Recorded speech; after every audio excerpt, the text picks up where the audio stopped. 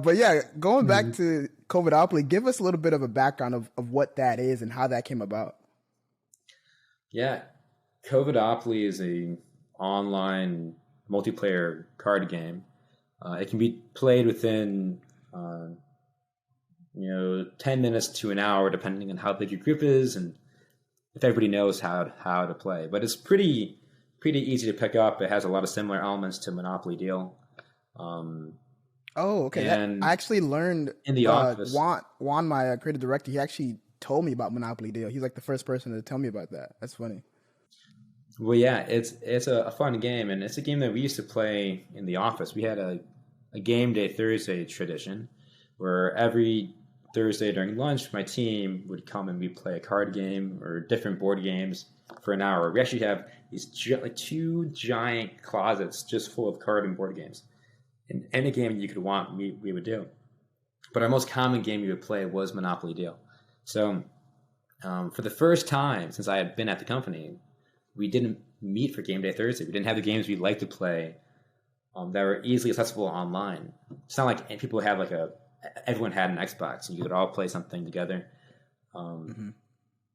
So I decided, we have to do game day Thursday. So I created my own Benjopoly, which was, we had always talked about making our own cards and adding expansion packs to it.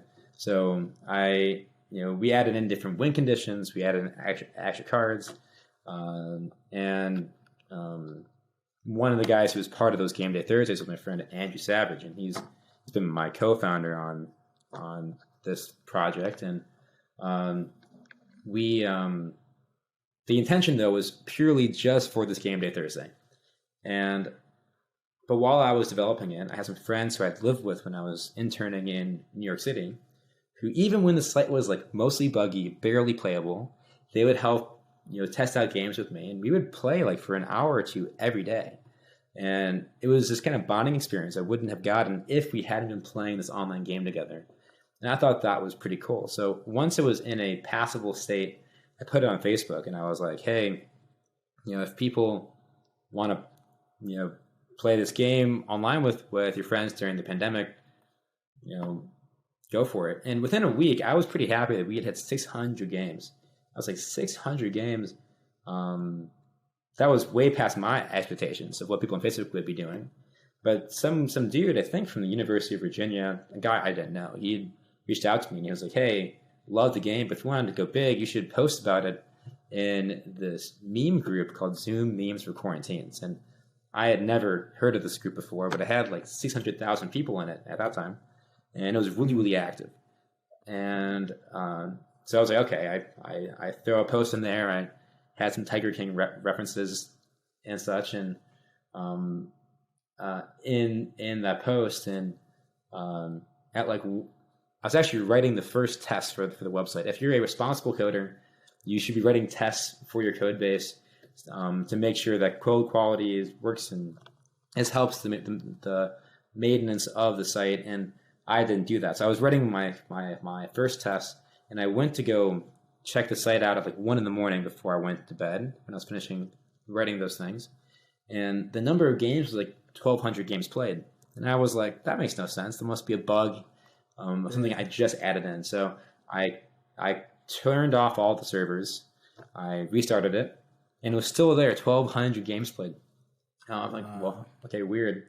So it turns out that Facebook post, even though it was posted at 1 a.m, was getting tons of likes and comments, and it was bonkers. By the morning, I woke up at 8 a.m.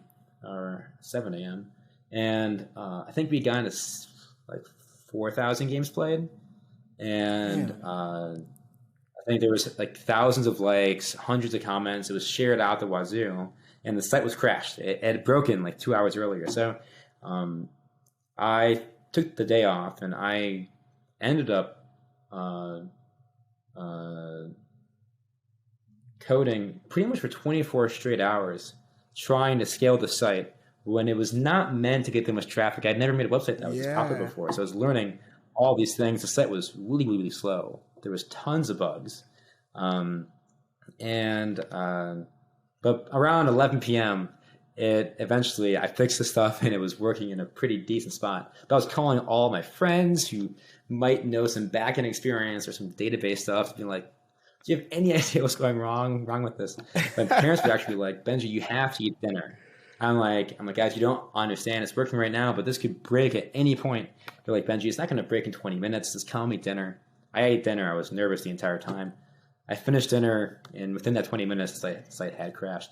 But anyways, I feel like I had learned more than like 2 years worth of just like things you learn in class, just trying to manage that crisis of scaling the website. But by the end of that day, we had 10,000 games played, which was bonkers to me.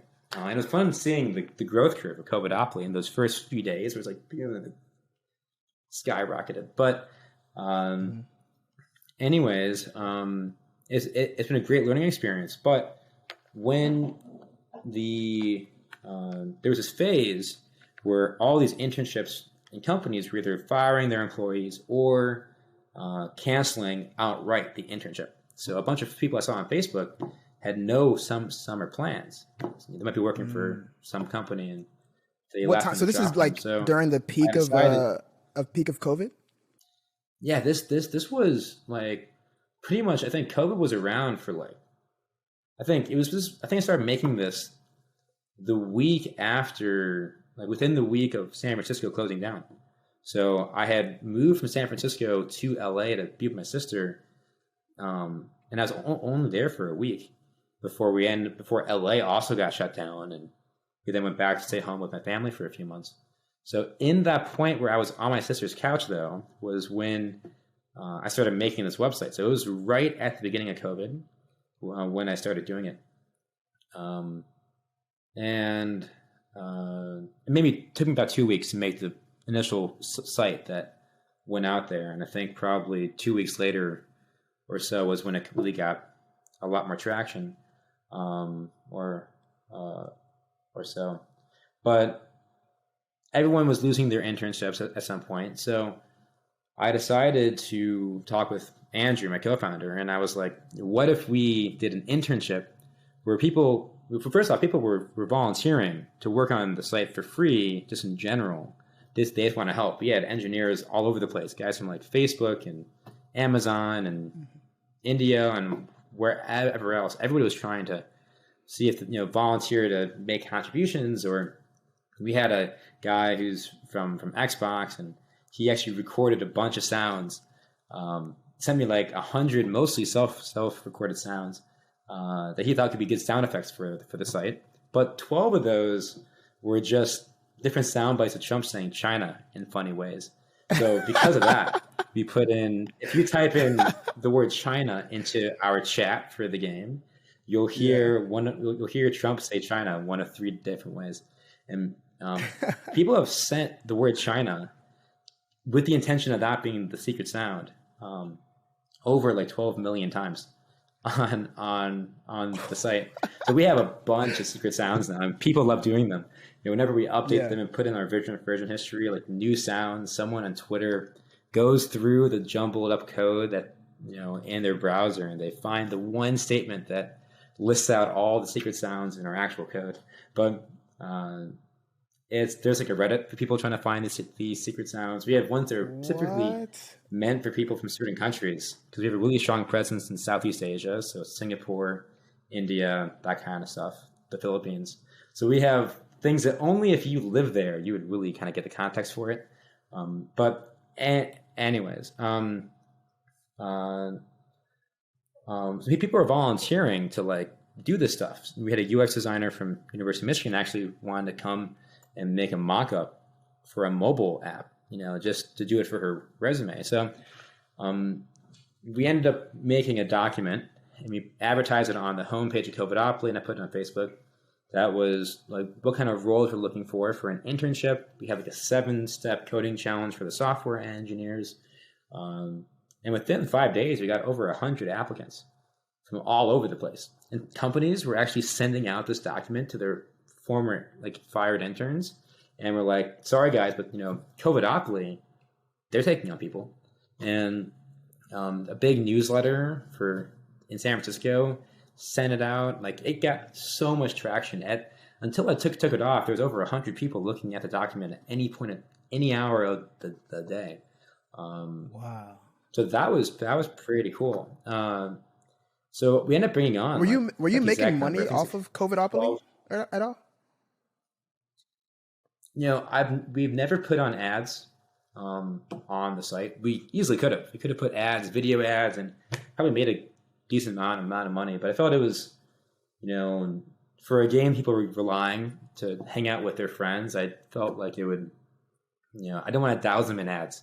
I also wanted to resist being part of the ad machine for at least a little bit. So I told myself for in the pandemic period, I wasn't going to put ads onto the site. And we just asked people, to donate if they could. And we have this big wall of people who've donated to the site on the homepage. So if you donate even a penny, you put onto there. We have an in-app store where you can get expansion packs, extra cards, customizations, some extra features, and all things you can earn through like a currency in the game.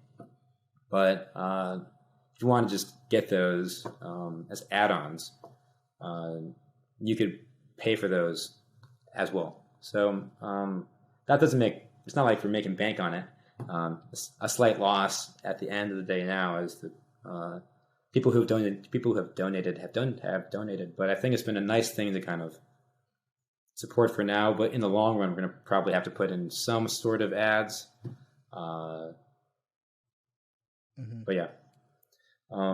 So people who came on as interns, they were unpaid interns, but we had like 12 or 13 people from all in like 5 different time zones, and they were awesome. We had like software engineers from Brown, Yale, University of Michigan. We had a whiz kid dude who just finished his freshman year of high school, and he has a more impressive resume than 3 Google engineers. It's pretty bonkers guy. But we had software engineers that were older than me, and we had like a sound guy from Berklee School of Music.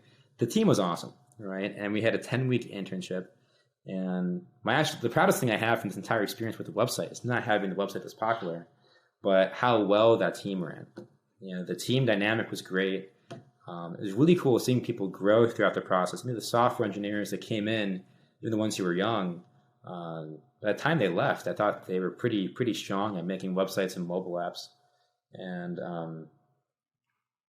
it was just a really, really fun experience. And the site was a lot better now. And they pretty much made a mobile app from the ground up in 10 weeks, which was pretty impressive. Yeah. And one thing that I'm kind of curious about that I think is very common now is like everybody's trying to find that one thing that they like.